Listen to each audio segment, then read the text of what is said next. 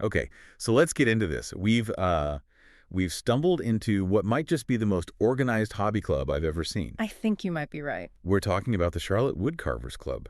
And our source for this deep dive is their January 2026 newsletter. It's called Chips from the Dome. And it is so much more than a newsletter. It's basically an annual report and an operations manual all rolled into one friendly package. It really is. So I think our mission here is to look at how this group, which is dedicated to, a very old, very tactile craft, manages to keep up this level of artistic excellence. Which they absolutely do. They just had their 42nd annual showcase. Exactly. But it's not just that. It's how they're also sort of rapidly embracing some really cutting-edge tech to run the whole thing. That's the perfect way to put it. It's this incredible duality.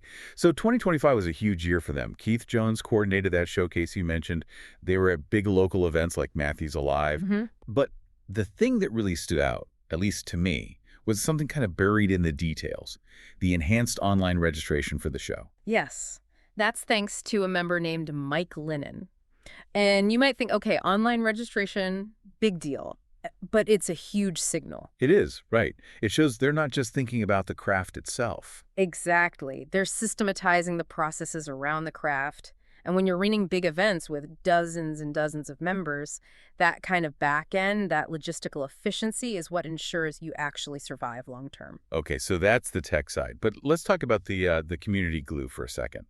Because the sources just paint this picture of real fellowship. They really do. I mean, look at their winter social. They had over 50 carvers and their family show up. 50 people. For a social, that's a strong turnout. It shows people are invested in each other, not just in, carving wood. Right. And then you have members like Linda and Rod Gatlin just stepping up and providing new supplies, tablecloths, plates, all that stuff. It shows this culture of shared ownership. It's not a service, it's a community. It feels like a family, almost.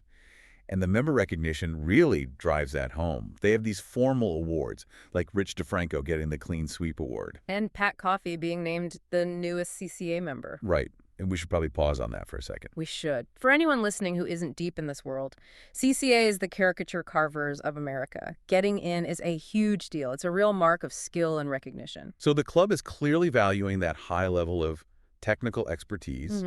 But then you look at the other awards, the ones chosen by the president and VP, and you realize it's not just about who's the best carver. Not all. Take Bill Robinson. He got the Experience Carver Award.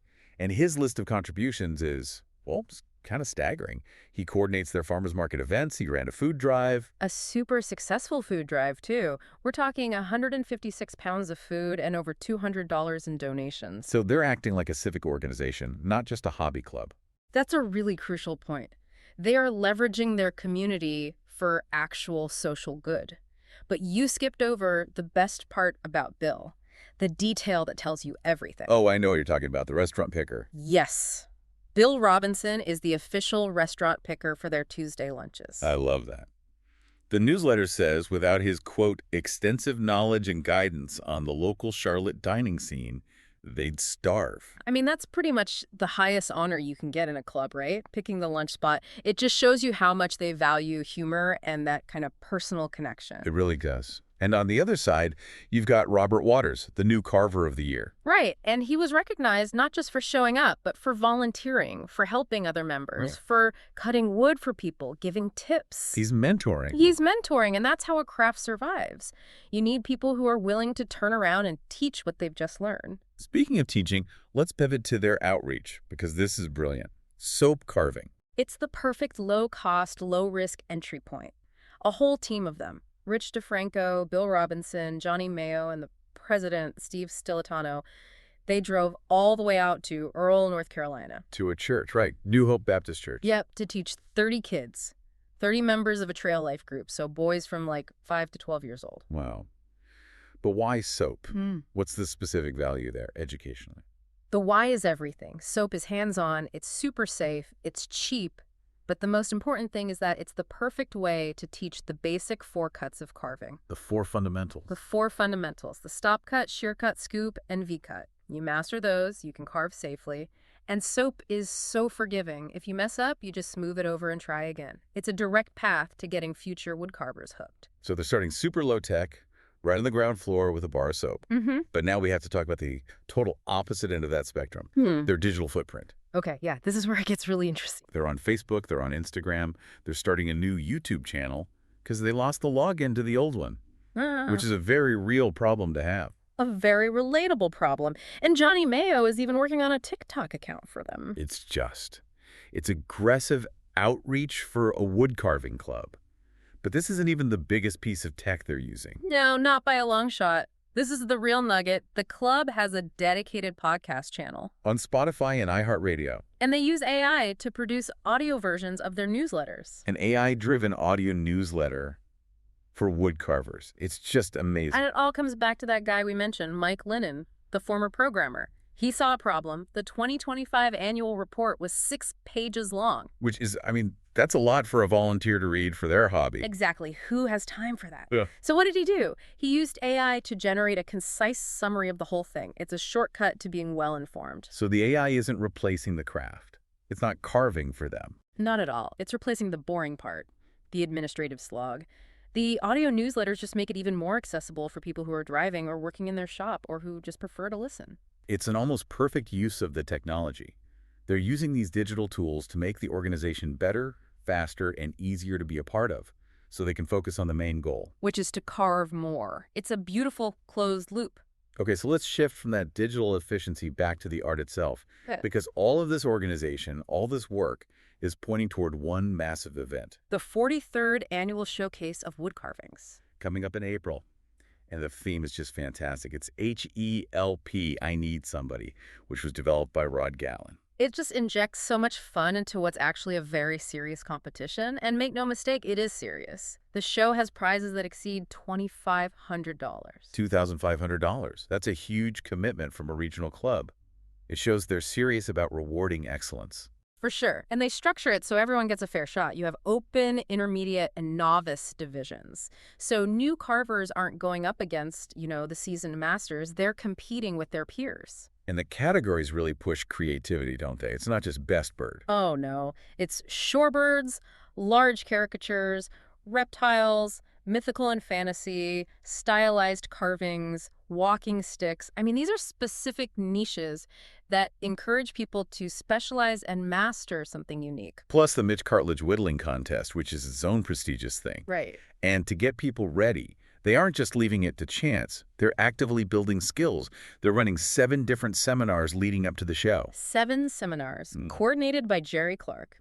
And the topics are so diverse. You've got ship carving with Paul DeRozier's, caricature design with Pat Coffey. The new CCA member we mentioned. The very same. And then you have things like marionette carving with Catherine Overcash, even an intro to power carving. That's a completely different skill set. And I love this little detail. At each seminar, they raffle off a piece of art made by the instructor. It's such a great touch. It makes it an event, not just a class. And tying it all back to that outreach, they're setting up a recruitment funnel right at the showcase. The Intro to Carving booth. Exactly. A hands-on station using soap or wood to teach those same 4 basic cuts to newcomers.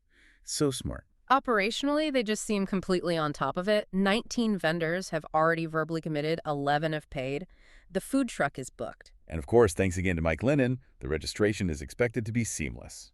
You can just see the maturity of the organization in these details. They even have a mandatory training meeting on January 6th for the volunteer runners who work the floor.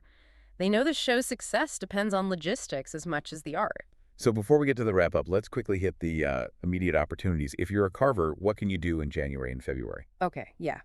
On January 24th, Rod Gatlin is teaching a class on carving a face on a corner piece. It's only $5. Which is a steal. And they have a tool sale on the 27th. Then in February, Benny Montgomery, who they call a whistle expert, is teaching how to make a wooden whistle. Again, just $5, but they're limiting these classes to 15 people to make sure the instruction is good. Right. And one last little note that shows how practical they are. They're selling a broken Delta lathe for parts. Yeah, motor and pulley issues. But it's smart. It raises a little money and it clears out space. Just continuous practical improvement. It all comes together in the President's resolutions for 2026. Steve Stilitano laid out 3 simple goals. Carve more. Paint your unpainted carvings. And my favorite, spend some quality time with friends. That just says it all, doesn't it? It perfectly captures the culture we've been talking about. It really does. So wrapping this all up, what's the big takeaway for you, for the listener? I mean, for me, this deep dive shows a group that has mastered the balance, the deep tradition of a hands-on craft with, super modern digital execution. I think that's it. If we pull back to the bigger picture, what these sources show is that even the most local, the most tactile hobbies are finding huge benefits from technology. They're solving real problems like information overload from a 6-page report, using tools from a completely different world. It's about using the tech to make the community stronger, not to replace it. Exactly. It really makes you wonder then. The president's advice is to carve more. But given the club's embrace of digital media, AI summaries, streamlined logistics, does the future of these kinds of clubs depend less on the physical wood chips they produce and more on the digital chips of information they generate? What traditional hobby that you love is just waiting for its Mike Lennon?